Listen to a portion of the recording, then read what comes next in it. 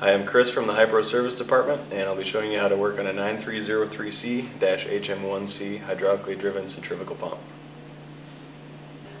The tools required to work on this pump are a 1/2 inch wrench, a 9/16 wrench, a rubber hammer, 2 flat screwdrivers, a piece of metal pipe that's an inch ID by at least 4 inches long, a 1-inch PVC pipe, a 9/16 socket, a 5/8 socket, an 1 1/16 socket, a 1/4 inch Allen wrench, and some hydraulic oil. Let's get started. We'll start by removing the front housing with the 9/16 socket.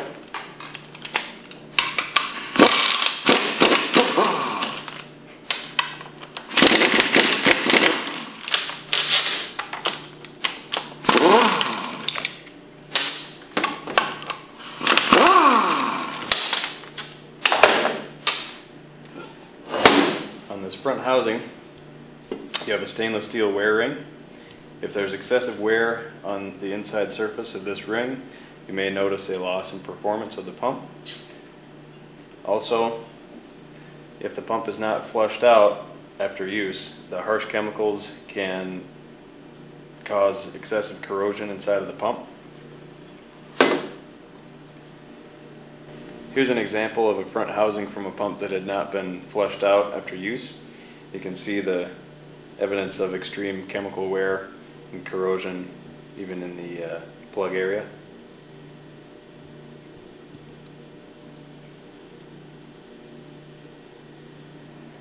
Another potential cause in a decrease in performance could be a worn or melted impeller. You'll want to look at this surface right here. If it's excessively worn, or if the pump may have been run dry, this could be melted. If so, replace the impeller. We'll go ahead and remove it with a 5/8 socket. You can use one of your screwdrivers to support the impeller.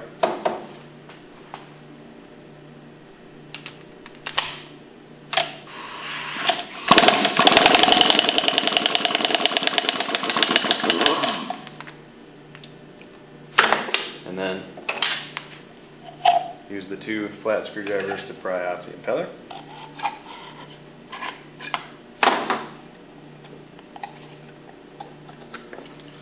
And examine the back side to make sure this is in good shape and it's not melted. If the pump had been run dry, the seal may be melted on this surface. Next, we'll go ahead and remove the mechanical seal. You want to take this key out first. If you need to, you could take a screwdriver and tap it out. Remove the friction ring. Take your 2 screwdrivers and pry out the mechanical seal. And examine this for any wear, any surface damage from an abrasive substance, and also if the seal is melted or cracked from being run dry. Here's an example of a seal that had been run dry. It is possible to remove the seat by prying it out with 2 screwdrivers, but this will most likely damage the seal and you'd want to replace it. We're actually going to take the flange off first and take it out from the back side. So to do that, take your 1/2 inch wrench and remove these 4 bolts.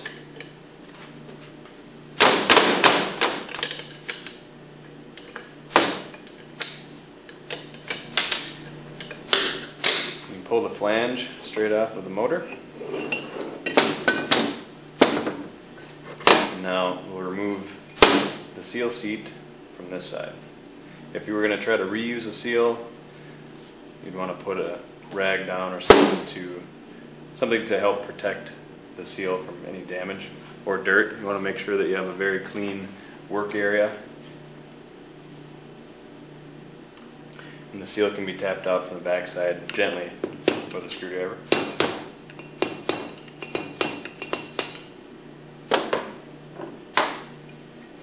You can also look at this area in here for excessive corrosion. Now that we've disassembled the wet end of the pump, we can get into the disassembly of the hydraulic motor. The first thing that we'll do is remove the port adapters. Notice that on the back of the hydraulic motor it's marked press for pressure and tank. On the side of this adapter port is also stamped tank. It's very important to have these on in the right configuration so the hydraulic hoses don't get hooked up backwards. Use your 1 1/16 socket to remove these adapters.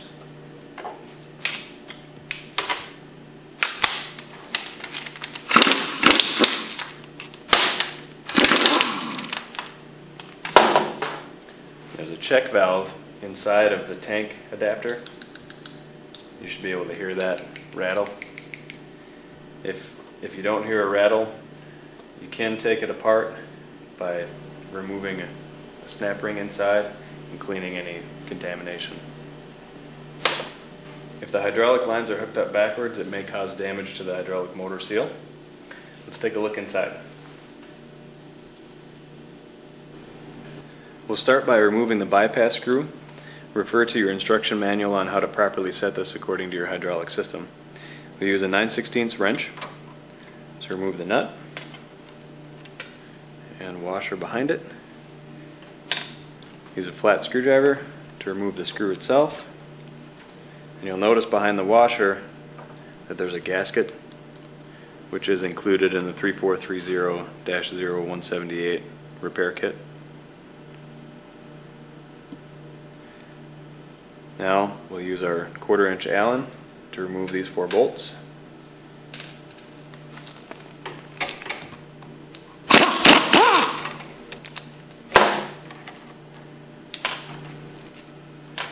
It may be necessary to use your 2 flat screwdrivers to pry the motor apart from the tabs on either side.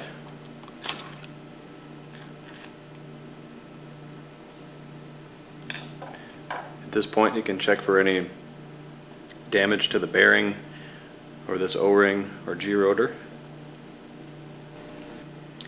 Next we'll remove the G-rotor housing. You can take your rubber hammer and gently tap this out. And from here you can inspect the inner surface for any deep scratches, excessive wear from possibly contaminated hydraulic oil. Also, there's a number on here that can be cross-referenced in the instruction manual to identify which hydraulic motor it is if the tag is missing from the pump. Also, these pins are different size. There's a bigger one and a smaller one, so this can't be installed in an incorrect orientation. Next, we can take the G-rotor itself off. If necessary, you can take a screwdriver and gently lift it out of there. Examine the G-rotor for any excessive wear or deep scratches. From here, we can remove the pin, and you'll want to examine this for any deep gouges in it from operation. Next, we'll remove the shaft assembly out of the motor housing. First, we'll remove the slinger ring. It may be necessary to get underneath it with a screwdriver. And just pull that straight off. This will help if this mechanical seal is leaking fluid. This will help throw the fluid away from this bearing. Next, we'll remove the retaining ring that's on top of the bearing. And it may be necessary to use your 1 inch pipe and press it down a little bit to loosen it up.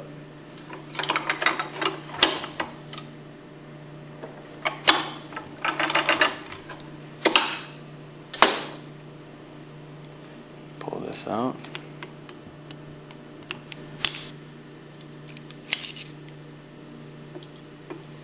And now we'll flip this part of the motor over to press out the entire shaft assembly. You can press directly onto the shaft to press out the whole assembly.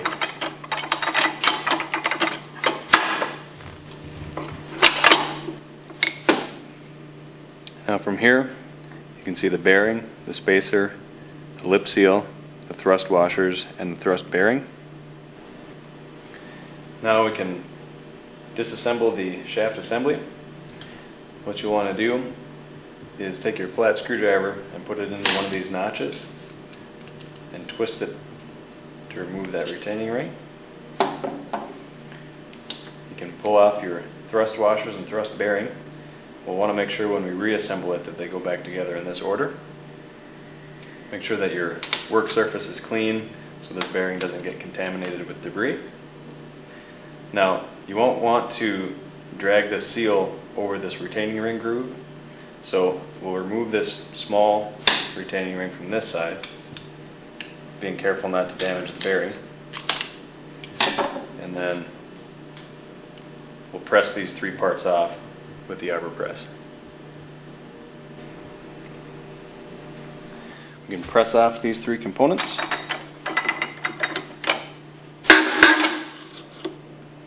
And from here we can examine the shaft for any excessive wear or pitting in the seal area, and also any damage in the mechanical seal area as well. Now we can check the bearing to make sure that it isn't tight or lumpy, possibly from getting chemical into it from a leaking mechanical seal. And we can also examine the hydraulic motor seal for any damage. If the hydraulic lines had been installed backwards, it may blow this seal out. Here's an example of that. Now we can begin reassembly. We'll start by reassembling the shaft and seal assembly. The first thing you want to do is put this snap ring on. There's a flat side and a rounded side. You want to have the flat side facing up towards the shaft threads. Just push this straight on. You want to make sure that this work area is very clean so there's no contamination on any of these components. We'll put a thrust washer on, thrust bearing, the other thrust washer. This washer also has a rounded side and a flat side. You want to have the rounded side facing up towards the threads. Now we'll reinstall a new seal. Included in the 3430-0178 repair kit is a new seal, a new bearing, the two O-rings for the housing, the bypass screw gasket, the washer that sits on top of it, and the O-rings for the port adapters. We'll want to stretch out this seal before trying to install it. To do that, we'll put it on the end of the shaft this way.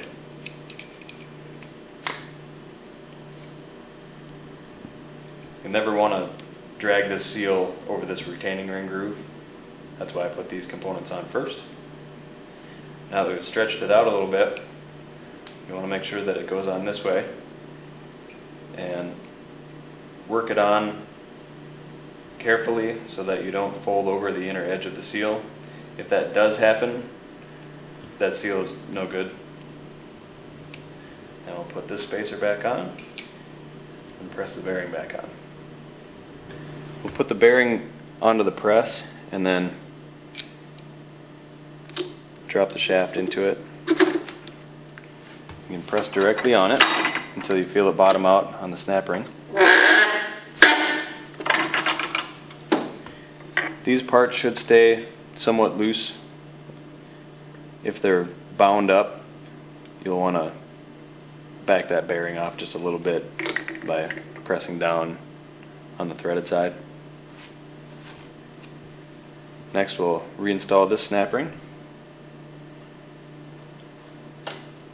You just push that on with the screwdriver. Being careful not to damage the bearing. And then you'll notice that that snap ring is up above the bearing just a little bit. We'll want to bottom that out.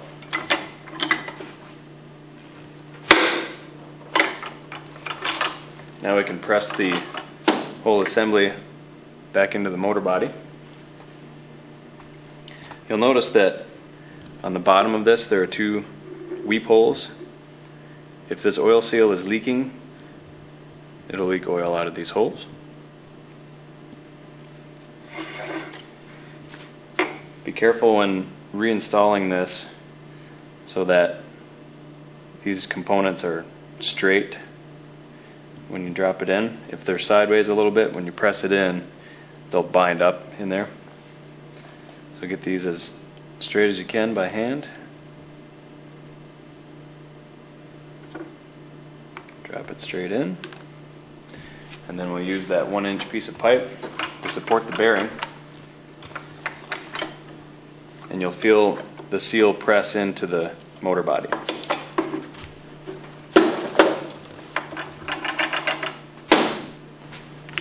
Next we'll reinstall the snap ring.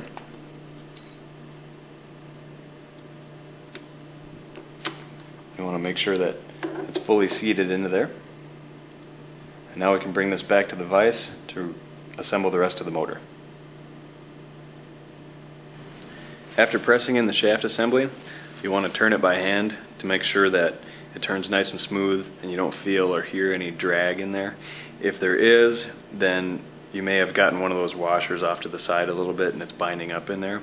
So you'll want to take that snap ring back out, press the whole assembly back out, check for any damage on those washers and redo it.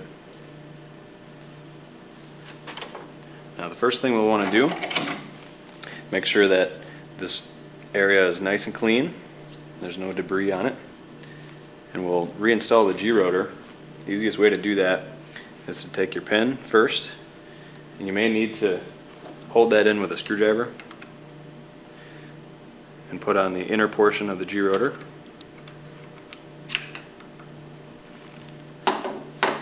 And then your outer portion.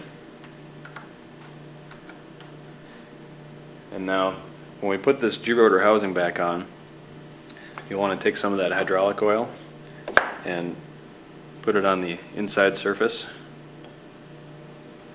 and line up those pins with their corresponding holes in the body. Now it's also helpful to put some oil on top of the G-rotor, and then we'll reinstall the end plate. You'll want to put some oil into that O-ring groove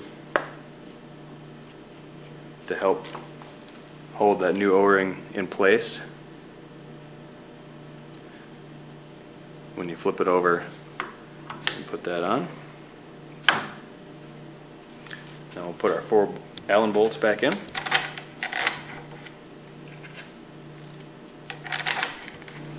Tighten these hex bolts down in a crisscross pattern to approximately 15 foot-pounds.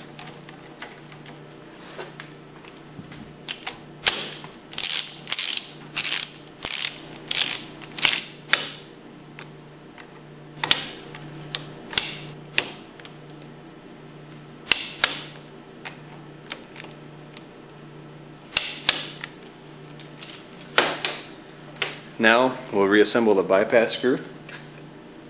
And to do that, you want to take this gasket and thread it onto it instead of pushing it straight on and damaging it. You want to have about 4 or 5 threads showing.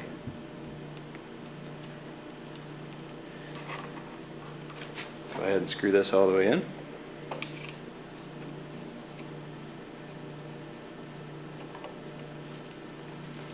And then install the new washer, the new nut. Use your 9/16 wrench, tighten that down.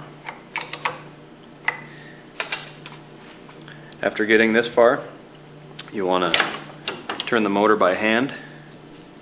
Make sure that it turns nice and free and it's not bound up and that you don't hear any grinding or anything.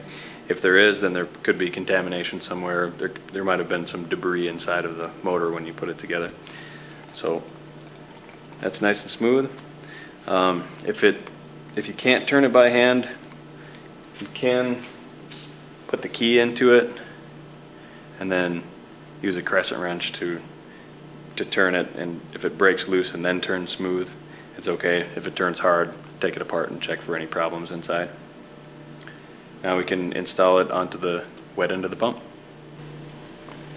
Next we'll put that slinger ring back onto the motor shaft. Make sure that the shaft is free of any oil. If necessary, clean it with alcohol. You want to make sure this shaft is totally dry. Next we'll reinstall the pump flange. To do that, you want to start your 4 bolts by hand.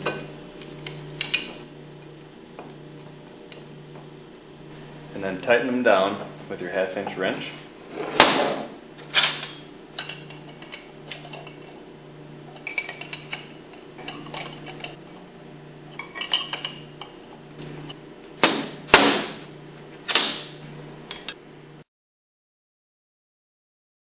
Okay, now we can install the new seal.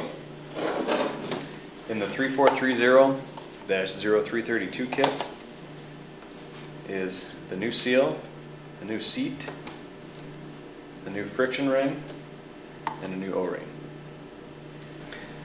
We'll lubricate the outer portion of the seal seat. We won't be lubricating the seal itself.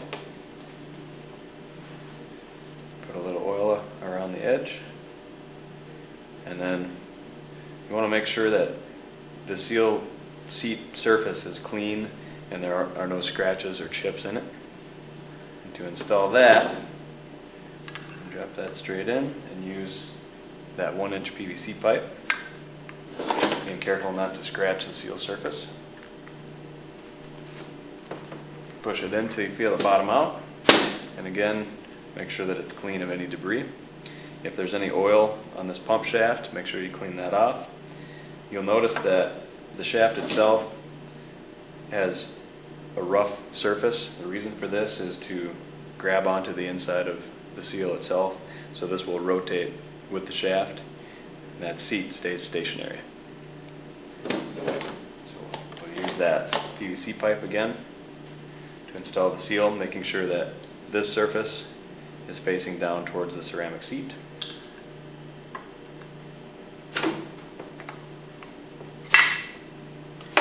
Put the friction ring back on. The seal will need to be compressed as much as you can get it. Drop your key in. You may need to hold this steady with a screwdriver.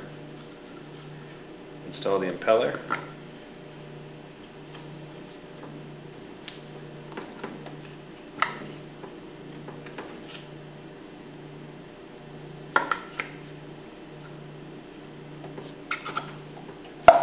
You can turn the pump by hand.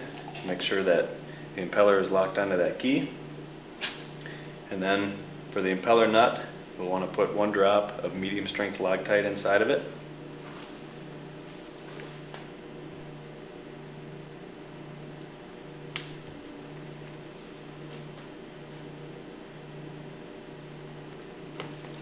Thread it on by hand, and then tighten it down with a 5/8 socket. You don't have to run that down very tight, just get it snug. And then to reinstall the new O-ring, you want to put one side on and then stretch it so it doesn't roll off of it. And now we'll reinstall the front housing.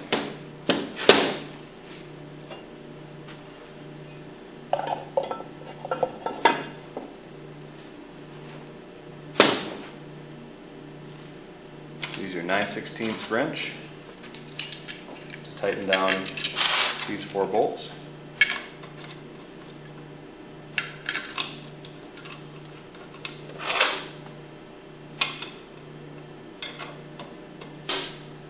Go ahead. The last thing is to reinstall the adapter ports with new O-rings. And we want to make sure that the one that's marked tank corresponds with where it says tank on the end plate. We'll use our 1 1/16 socket to tighten these down.